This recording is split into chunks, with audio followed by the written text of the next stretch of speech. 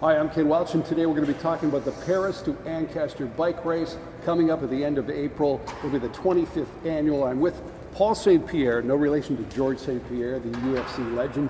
Now, you've never been in the octagon, but you've got one thing on GSP because he has never been in 24 consecutive Paris to Ancaster bike races, and you're the only guy on this planet who's done that. That's correct. So congratulations. What keeps you coming back?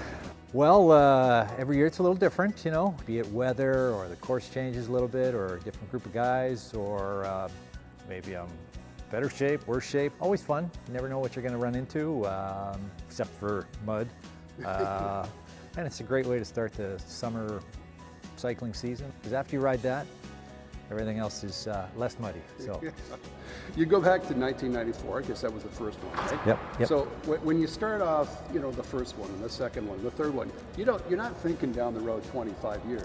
No, not at all. It's not as if when you started this streak that you just said this is something. Because the T-shirts tended to get a little repetitive. So. But anyway, no. Once you get up around 4 or 5 and just got to be a lot of fun, so it kept going. And then I believe when you got up around 18 or so, the organizers of the race, John Thorpe, Tim Farrar, kind of indicated to you, said, I think you're like the only guy out there. Yeah, I was with another guy, and apparently he got sick one year or in a car crash or something. Not my fault, didn't do it, but so it's been going since then.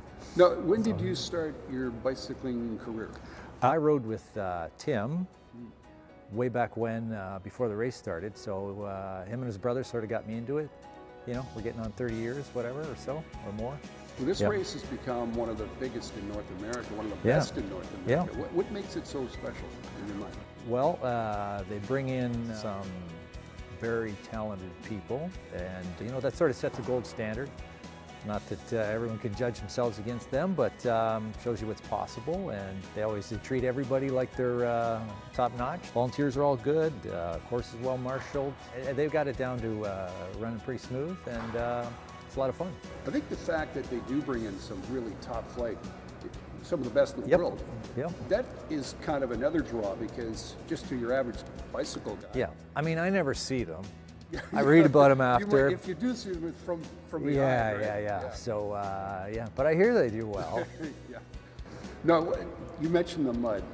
Yes. That's one of the toughest things about it. And it's spring. You don't know what kind of weather you're going to get. Well, one year we had a little bit of snow and hail and sleet and everything. A little dusty at the start of times, so we've had everything. It's just there's a couple spots where I don't know how they do it, but it's always muddy. What is the best part of the whole day as far as you're concerned? Getting to the top of Martin's Road. The first time you did it, I mean, was that something you thought you might have a struggle with? Well, the first time nobody really knew what to expect. No, it was the first year, and I think there was somewhere around 260 people or so, and yeah, we had no idea. Then it was more mountain bike race kind of thing. Yeah, it was there was a lot of surprises that year. So. Now, your times over the course of the last 24 years have been really, really good. Usually Joe average, but maybe just a notch above if, you know, things go well, as long as there's no mechanical issues or whatever. Never anywhere near anything important, but hopefully better than average. As you get a little bit older, is it become a lot more challenging, or does more practice have to go into it to get you ready? You should ride smarter. Don't blast out of the gate like a jackrabbit. Save a little bit.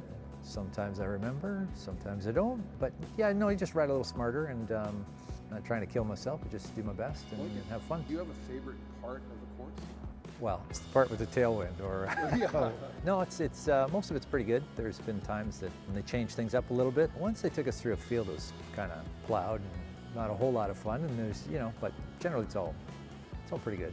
Yeah. Have you talked to John and Tim about having this year's race kind of renamed PSP, P2A? Not yet. I may hold out for that a bit later. Contract negotiations? My agent, yes. Now, take us back to the early days. Did you start bicycle, like a passion for bicycle race or riding as a young boy? And I had a bike as a kid, but early 20s, got into it.